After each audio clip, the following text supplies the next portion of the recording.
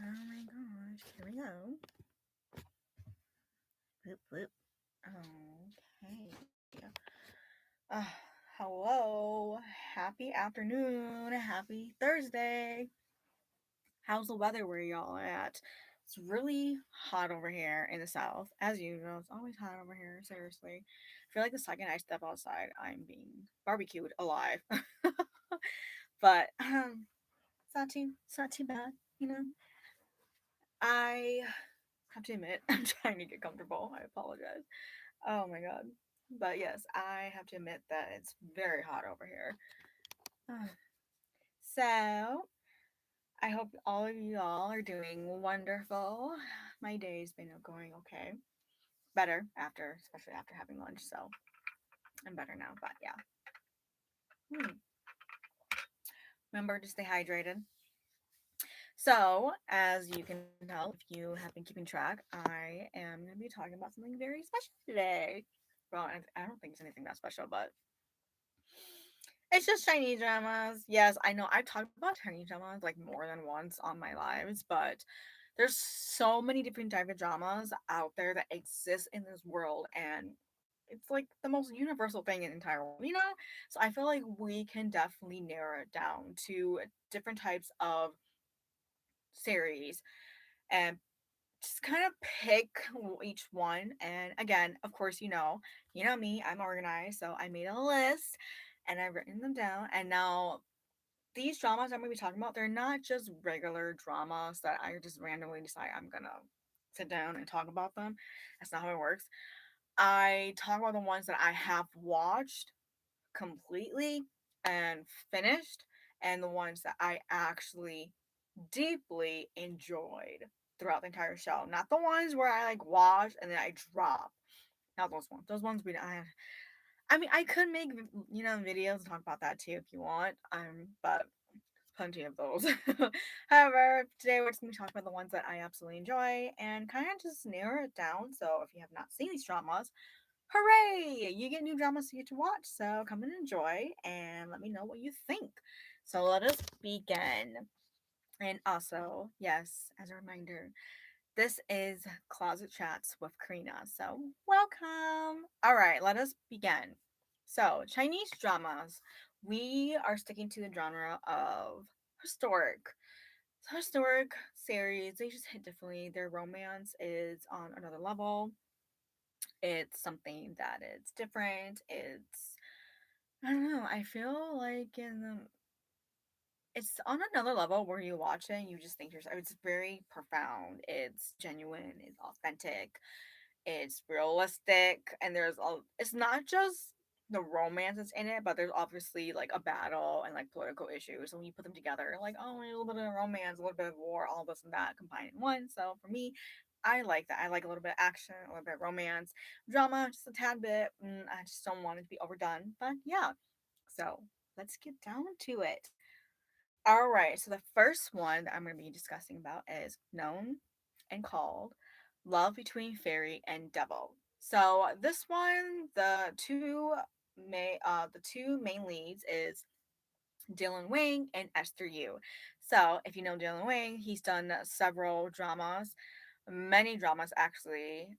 If you don't know him, you should go look him up. But he has done plenty of dramas that has definitely been recognized, and he has done a lot. So I think his one that actually brought him to fame and brought him into the spotlight was which one was it? Meteor Garden. That one. It's another remake of, if you know, the original Korean drama known as Boys Over Flowers. That one. It's a remake by Chinese, and Dylan Wang plays the male lead in Meteor Garden. And as for Esther, she is also a really good actress, female actress, who has done so many different series from modern to historic, and she has been going on a rise with all of her projects. Now, I don't know which one of her project was a major breakthrough for her, but there is several that she has done that is really good. So I will name a few: Speed and Love, that's one, with He You, and My Amazing Boyfriend, season two with Mike D'Angelo. She also did another one that she filmed. is Love Game like Easter Fantasy with Ryan Dang. And she did one. I forgot. I have not watched this one, but she did one with Sukai. She did that. She did a series with him too, and obviously Dylan Wang. And as you know, she's currently filming with Neo Who right now as well. So yes, she's on a roll. But anyhow, going back on track, we are talking about love between fairy and devil. So love between fairy and devil is a love story. Start off as enemies to starting enemies to friends to lovers kind of story.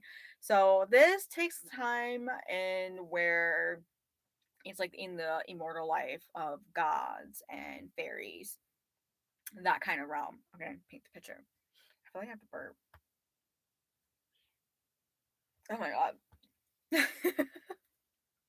Okay. So paint the picture of that kind of realm.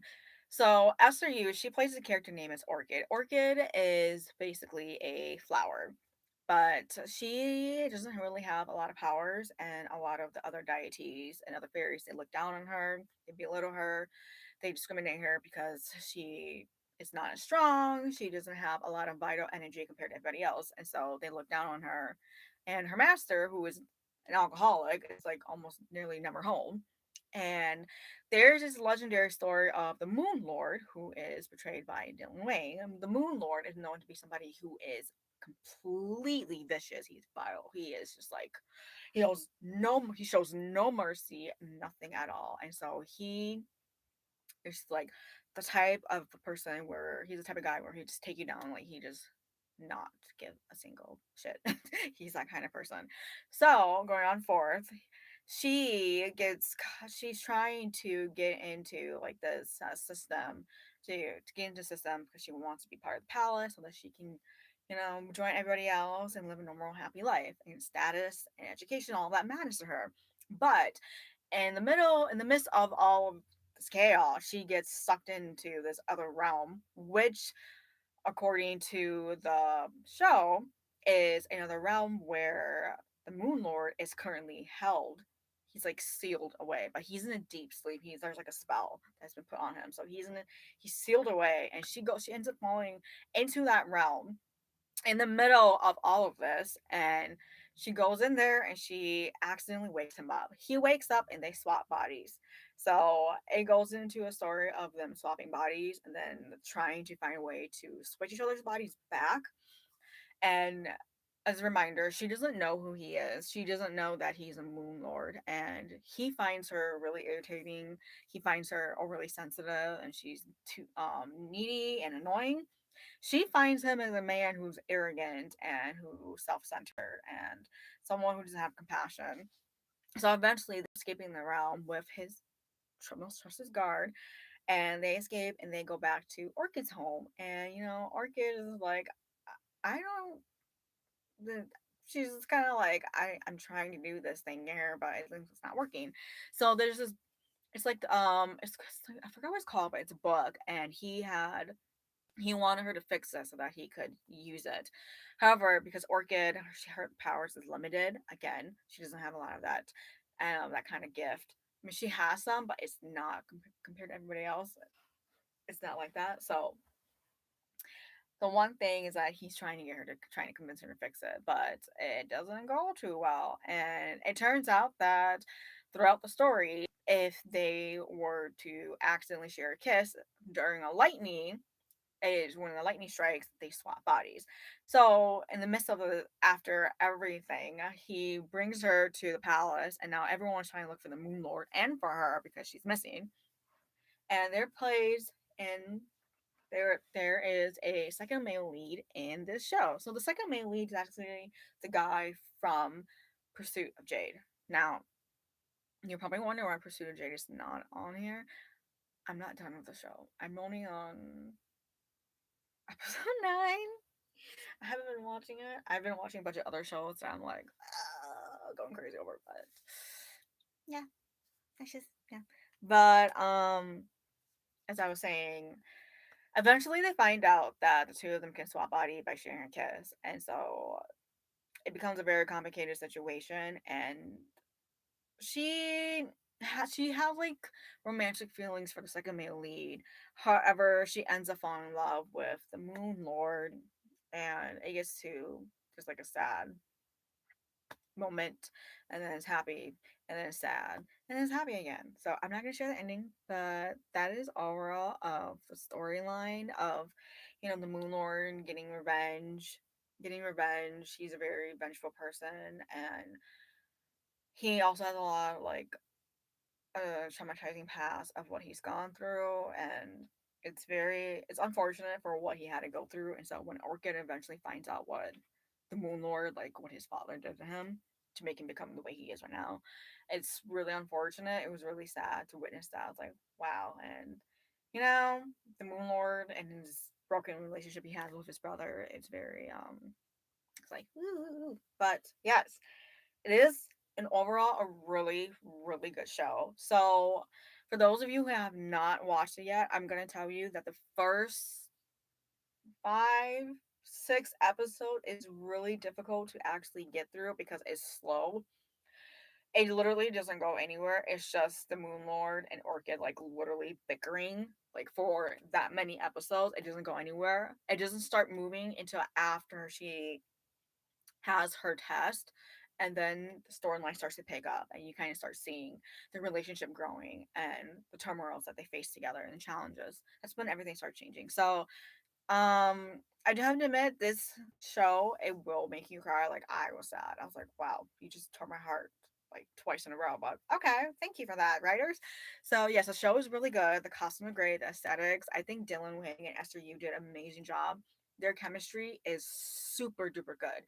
Now, I'm I'm a fan of both actors, and I've read the reviews. A lot of people said that. I actually want to say a lot. I would say maybe like a good handful of people mentioned that it was really hard for them to watch the show because of Esther Yu's voice. That was really baby-like and was annoying and it sounded really immature.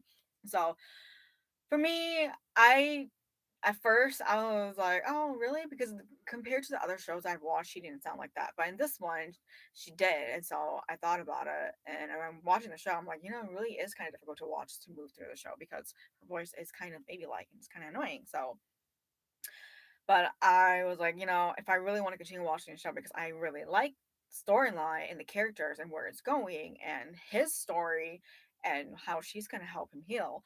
I love that so much. So I have to get over that part of how annoying her voice was. So eventually I kind of like just got used to it after just it didn't really bother me as much. So I was like, it's fine. This Chinese drama is actually really good. So the one thing I have to say that the one thing that I love about this show is that it's a slow burn love story. It's not the one where just like full intensity and love bombing and they just go boom. It's like the slow burn. It starts off as enemies to friends, lovers. It's built over a foundation and trust and everything they've gone through. And I think that's so realistic and it's so beautiful. Now, the one thing I dislike is that the first 5 to 6 episode is really hard to get through because it's so complicated and it makes you not want to watch it. So yes, watch the first episode and then everything else you can just skip and get to like 7 or 8.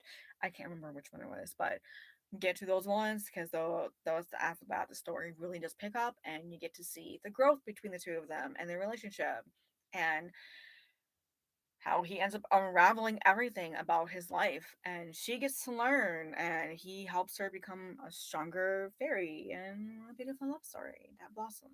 So yeah.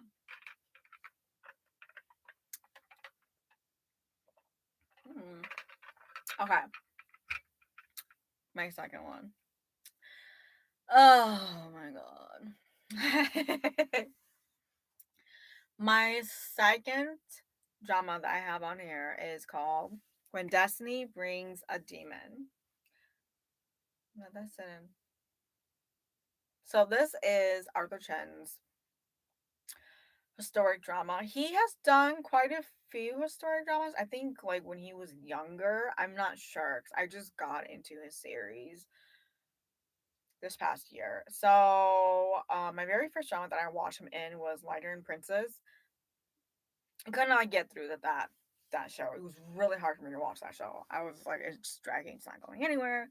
But When Destiny Brings a Demon is super good. Not only is it historic, but it has a good amount of comedy. It has a good amount of like healing and love and acceptance and like action. It's like, oh my god. But yes. So here the story is it starts off in the modern world where there is this before I begin, I'm just gonna say I don't know the female actress lead's name, so I do apologize. So if you do know, leave in comments or you can, I'd be grateful for that. But anyhow, so the story goes where there's this woman in the modern world. She's like this editor for like this journalist companies or like a newspaper company, something like that. And she is on her way and is really late and is storming out and she gets into a car accident and gets like this severe head trauma and it's so hard that it like sends her back into time. And this time is around when there's like immortals, like the deity and the gods, and between, the immortals and the demons and the human realm. So it's like divided. And so what happened is she gets there and she has taken over someone else's body and she has no idea what her name is, who she is, where she came from, who the people who are around her. She has no idea who they are. So her master tells her that she is one of the disciples, his one of his students. So she's like, "Oh, okay." And it turns out that they told her that they found her in the middle of the woods and when she wasn't supposed to be wandering around, but they found her. And so she happened to show up in a moment where they were going to be doing a kind of like selecting for how would I describe it? Selecting certain people, a certain amount of people to serve and be disciples for a god, for one of the great lords. And but this great lord is somebody who is actually sealed in his own home. And there's like an story to that. I'll get to that. But he's sealed and locked inside his own home, isolated from like the world. And surprisingly, she gets chosen. And the thing is that she has no power. She doesn't know any magic. She doesn't know magic. She does nothing. She doesn't know any of that. The only thing she can think about is the modern world. Like, oh my god, like what am I wearing? My hair's so long. Why is everyone speaking differently? So she gets picked and she gets to join with like all the other women, and they arrive at to the great lord's home, and he has like this gigantic, humongous pet snake who shows up, and he opens the gateway. They all go in, and it turns out that this great lord has a story. He has been locked inside his own home for the last 500 years for whatever reason. And it turns out that some of the women that were sent by their masters to come serve this guy came with bad intentions. So he ends up wiping out a few, but he doesn't kill her. He lets her go. He lets her survive. Ugh. So, in the midst of all of that, she gets in there and she just kind of like, I need to be on my feet at all times. I should stay with the crowd.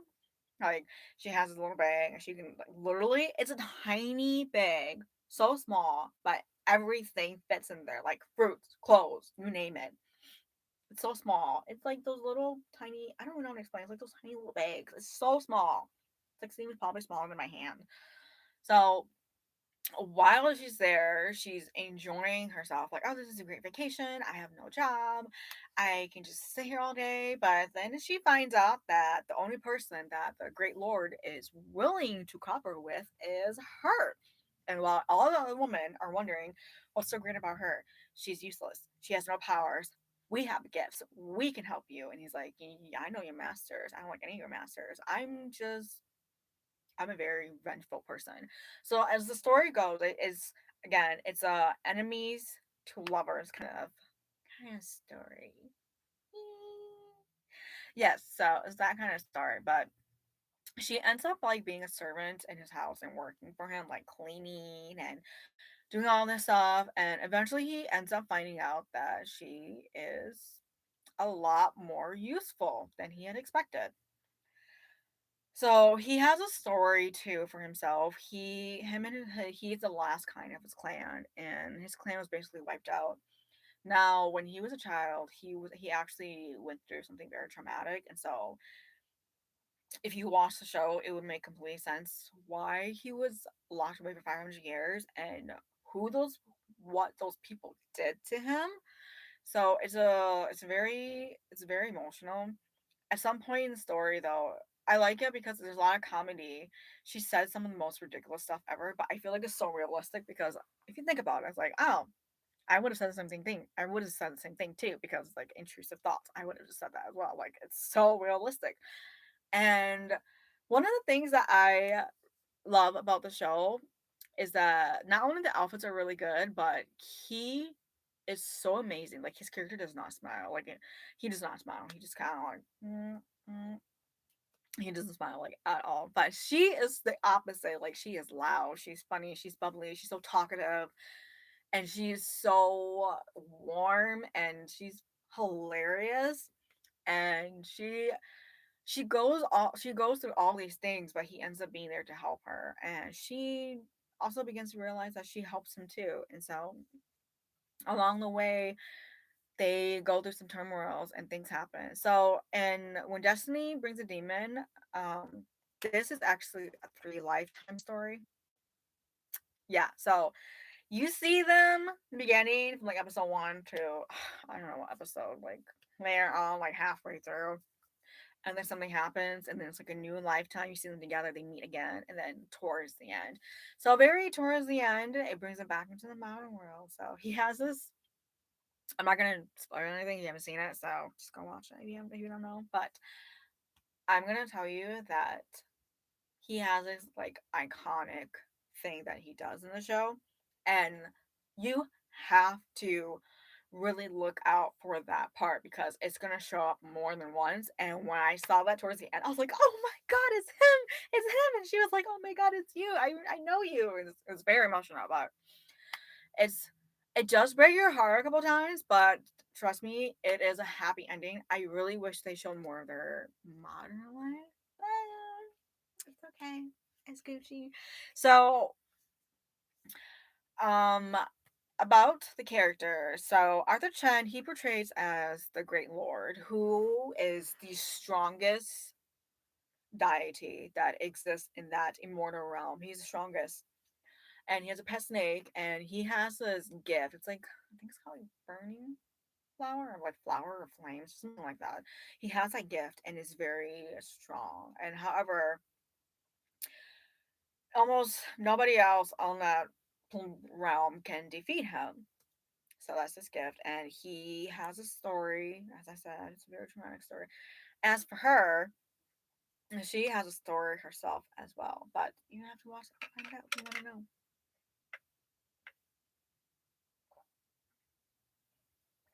Now, what I love about the show is that it has a great amount of comedy and drama and serious, serious moments.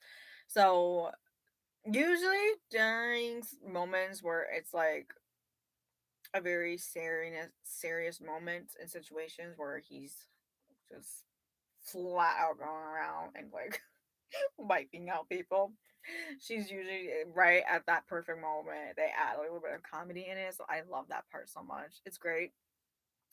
I think it's hilarious. It's super funny. I really enjoyed it because some of the things that she does is just so random. It's like, oh my god, I can't believe she would say something like that. But then again, I feel like I would probably end up saying too. So what difference does it make? Now, the one thing that I don't like about the show is that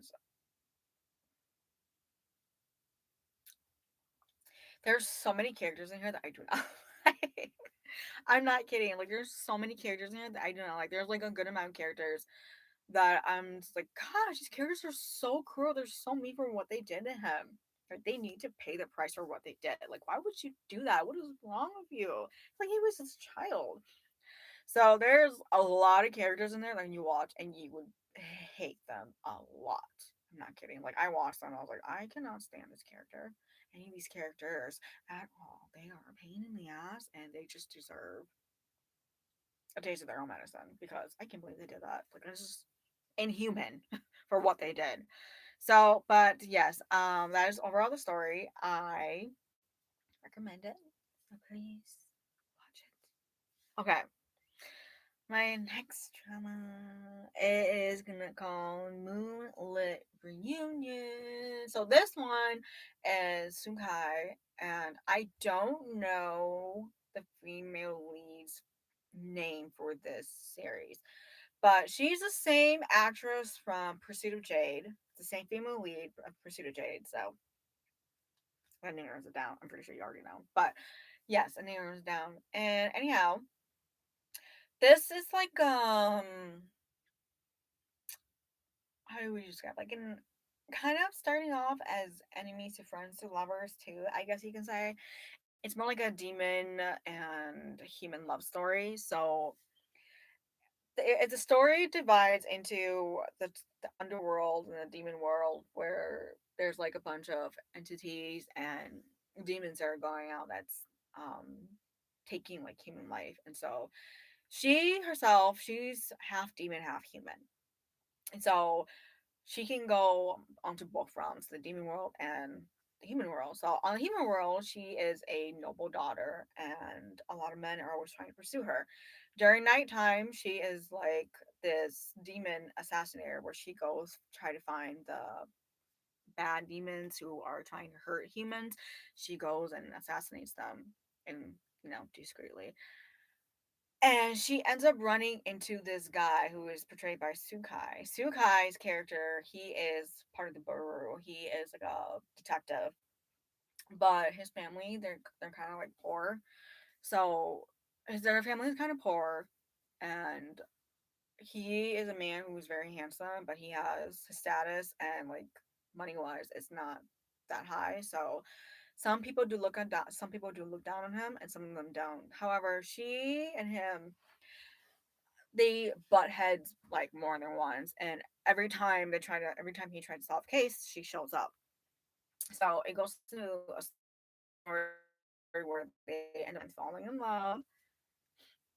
Oh my god, I'm like just burping. Oh, excuse me. Rift.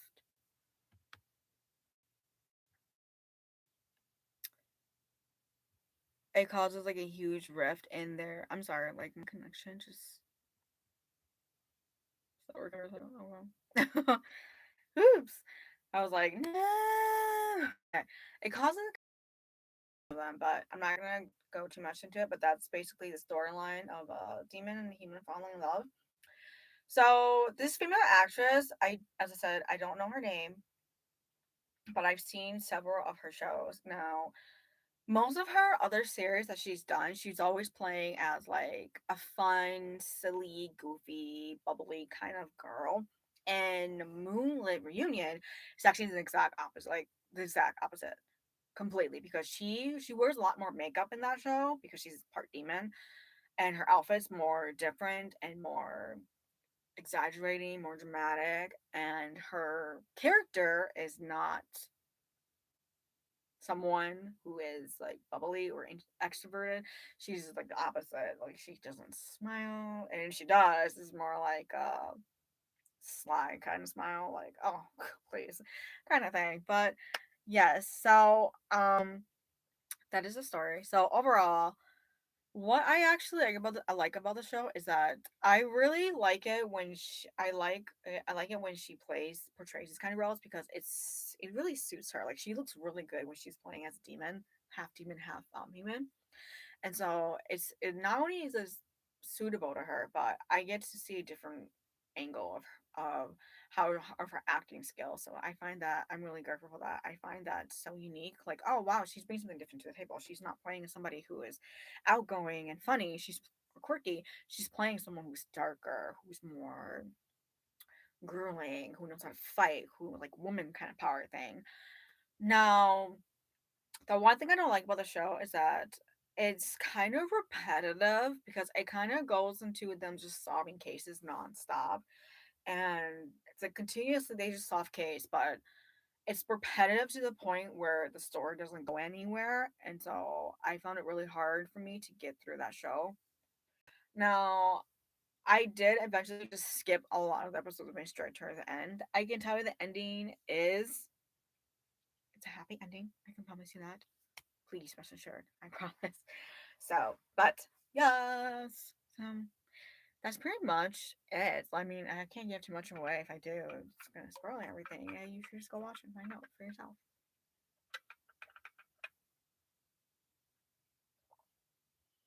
Hmm. Okay. Last but not least. Now, this drama, I love this drama so much. I would watch it. Now, this drama, this male lead character, mm, he is so shameless. Like, he is such a big. Oh, okay. So, I'm gonna I'm gonna be straight up. I'm gonna be forward and be upfront about this. I don't know any of the actors' names that are actors and actresses' name in this show that I finished a while ago. It's called Fall in Love with a Fox. So this one is this guy, the male lead. He is from Dashing Youth. This is his first male lead role, but he played a supporting role in Dashing Youth. So if you've seen Dashing Youth, it's with Hugh Neil and this guy. I don't know his name, but he's pretty good. He's pretty good looking. So Fall in Love with Fox. It's not what you think it is. It's not like demon human love story. That's not what it is, if that's what you're wondering.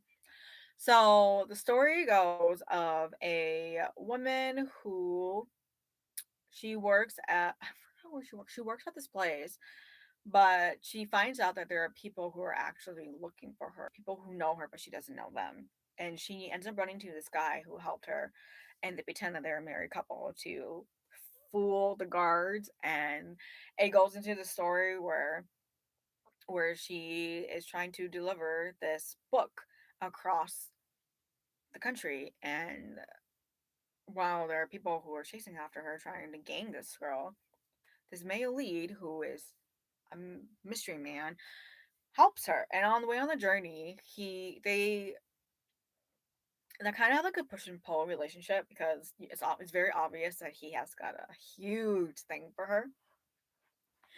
He has a huge thing for her. However, she doesn't know who he is, and the story continues to build on about her delivering this book, but there's something else that's tied down to it. It's her past.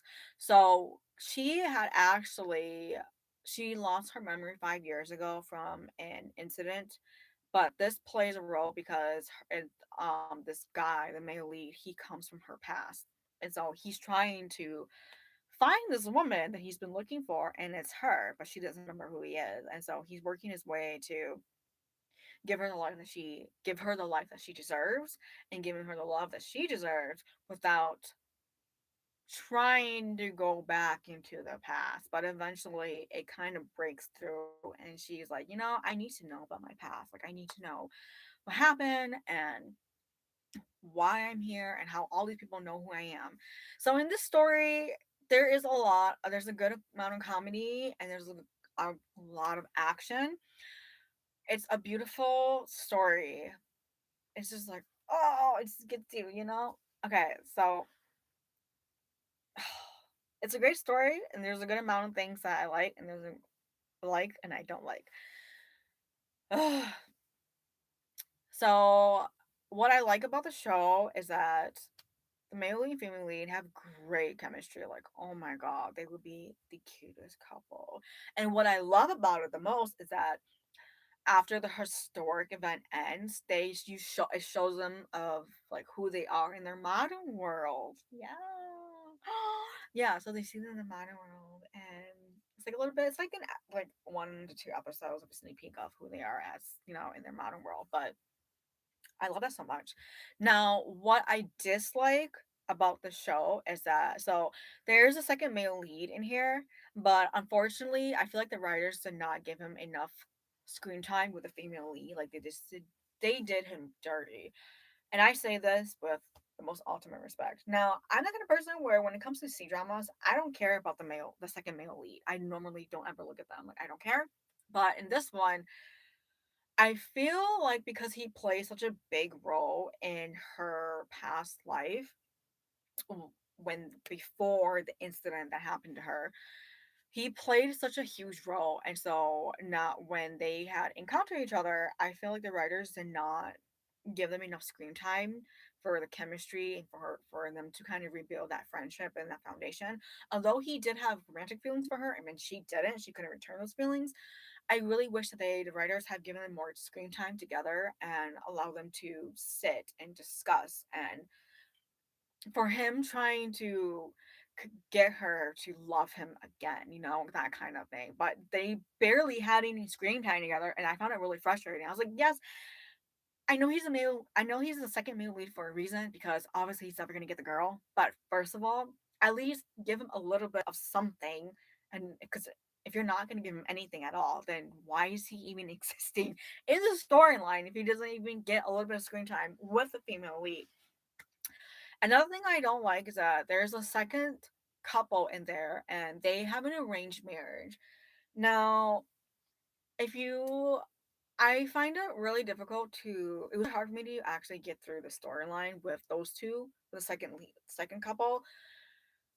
I say this because the son, he cared more about like his family's reputation and his family status and their image, and by doing so, he ended up dismissing and ignoring and rejecting his own fiance's feelings. And she's the kind of person where she is a woman and she's a writer. And back in the day, if you're a woman, you did writing. That's not something you were supposed to do.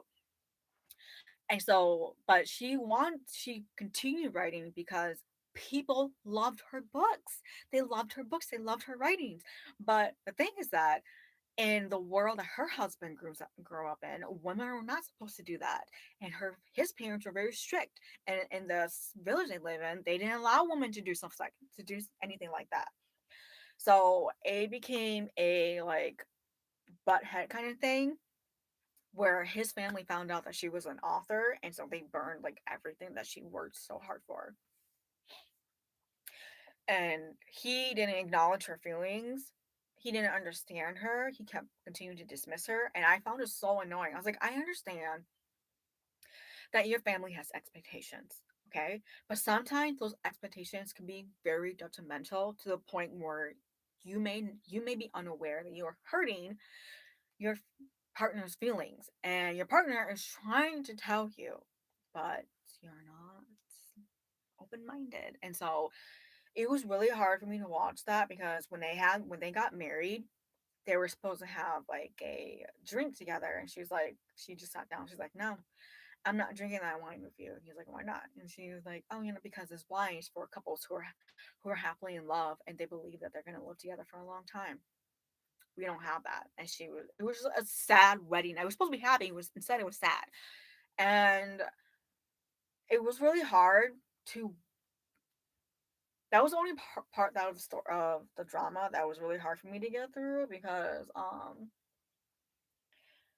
he was really indecisive if he wanted to be with her or not. And he was like, my family, her, my family, her. And she was like, she knew what she wanted. She's like, if you can't decide, then I'm just gonna go. And so eventually they do have a happy ending towards the end, but for a little while, that's what happens when you watch the show. It gets really irritating. I was like, that's not my thing. But okay. So that is all of the dramas I have talked about. There's a lot more where that came from, but yes. So, if you have any dramas that you recommend, comment down below. And also, please watch these dramas that I've mentioned. So I will see you guys. See y'all. Oh my god. See y'all next time. Have a great afternoon or morning or evening, wherever you are. Bye.